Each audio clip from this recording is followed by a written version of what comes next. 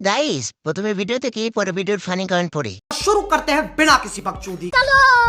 হইছে কি জানেন, পিঁপড়া আমাকে চিমটি দিছে, আমিও পিঁপড়াকে চিমটি দিছি। ওমা, দেখি মরে গেছে। আর কি যদি সহ্য নাই হয় তো করতে আসেন কেন? चलिए शुरू करते हैं। এমন চিপটি কয়জন দিছে ফুটবলে?